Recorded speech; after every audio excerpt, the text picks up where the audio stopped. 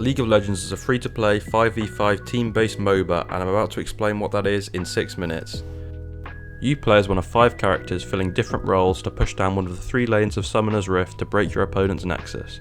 The Nexus is the glowing crystal inside of your base, and once this breaks, you lose the game. So how do we go about breaking our opponent's Nexus? Well, to be able to target the Nexus, we need to break all the turrets down one lane of Summoner's Rift, from the outer turrets all the way to the Nexus turrets. But these turrets can do a lot of damage, so how do we damage the turrets without getting killed ourselves? The answer is minions. Minions are small, uncontrolled units which spawn in waves down each lane as the game goes on. If we attack the enemy minions with our character, it will allow our wave to push forwards and go under the turret. And once a minion goes under the turret will start targeting minions rather than you, and you can hit it for free. But beware, if you hit an enemy champion while you're under the turret, or all the minions die, you'll start getting hit again. Now, the movement and controls of League of Legends might seem confusing and strange at first, but if we look into the history, it will make sense. League of Legends is based on a mod for Warcraft 3 known as Dota. And in this mod, rather than controlling multiple units like you would in the normal Warcraft game, you control a single unit. Now, if you imagine your character in League of Legends as a unit in an RTS, the movement makes more sense. Use right click to issue move commands, and you have your 4 abilities on Q, W, E and R, with your R being your ultimate ability, only available when you reach level 6. Each level gives you a point to upgrade an ability shown by the dots below.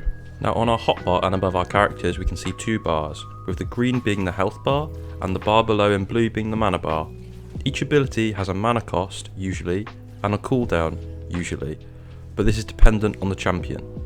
Your health and mana will recover passively over time, or using abilities or items you can recover them faster. When your health reaches 0, you die, and you have to wait a certain amount of time before you respawn. The respawn times take longer as the game goes on. We can also see how close we are to leveling up our character with the bar above the number showing our level. As well as your abilities, you have a basic attack. This has no mana cost, and the only cooldown is the attack speed you can attack with. When you right click on a unit, you will automatically attack it with a basic attack. This is also the only way to hit a turret unless an ability specifies otherwise. The range of the basic attack is determined by the character you select, as well as items. But don't be fooled by the name. Although it is called a basic attack, these can sometimes do more damage than abilities, as there is an entire role dedicated to making your basic attacks do more damage. Basic attacks, also known as auto attacks, are crucial for farming. Farming is how you get golden experience throughout the game to buy items which give you stat boosts and help you scale. There are 4 types of minions. Melee minions, these are tankier, only hit in melee range and give you 21 gold and 60 experience on average. There are caster minions which have less health but do more damage and can hit from range. They give you 40 gold and 30 experience on average. And finally the cannon minions, which spawn less frequently, have more health, more damage, and are prioritised by the turret over other minions. They also give a scaling 60 to 90 gold depending on where in the game you are, and they are very important. To gain experience from a minion's death, you only need to be within a radius around the minion when it dies. However, to get gold from a minion, you have to be the one to last hit it. This is one of the most important skills for a beginner in League of Legends, as last hitting gives you more gold, gold gives you more items, and items give you more strength as a character to scale and win the game quicker. So now I'm going to walk you through some of the archetypal characters you'll see in each lane, and we're going to start with the top lane. We got Garen first, who's a classic bruiser, a lot of damage, a lot of health.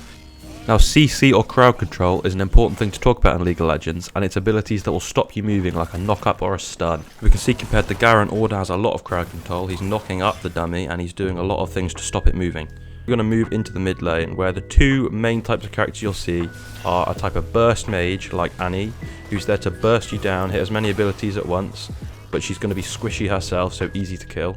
And then we have assassins like Zed, who are going to be very mobile, pop out the side, kill a high value target, and then try and disappear before they get killed themselves, because they're also not going to have a huge amount of health or sustain. And finally, in the bot lane.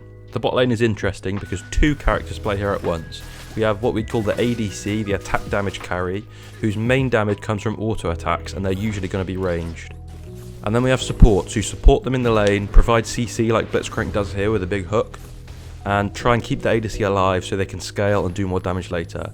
The second type of support you'll have is an enchanter like Janna, who's there to shield, maybe heal on some other characters, provide some CC, but not really do much damage. Final lane, which I haven't discussed yet, is the jungle, and the jungler is the 5th player on the team.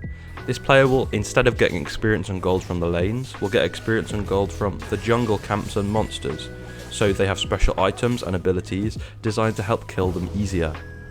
The jungler also plays the important role of going to other lanes and helping that lane out, pushing the balance in their favour and hopefully getting kills or abilities out from the opponents. The final role of the jungler is to coordinate the team into getting the 2 main jungle objectives on the map. First being Dragon, which spawns in multiple elemental varieties, giving different stat boosts based on which one spawns, and eventually giving a big buff if you get all 4. And Baron is a crucial game-winning objective which will make your minions a lot more powerful, allowing you to more easily push into the opponent's base.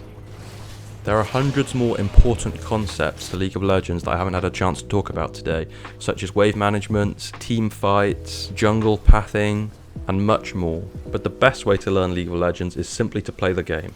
If you play 500 games, you'll learn far more than a YouTube video could teach you. So my number 1 recommendation for anyone looking to learn League of Legends is to play the game.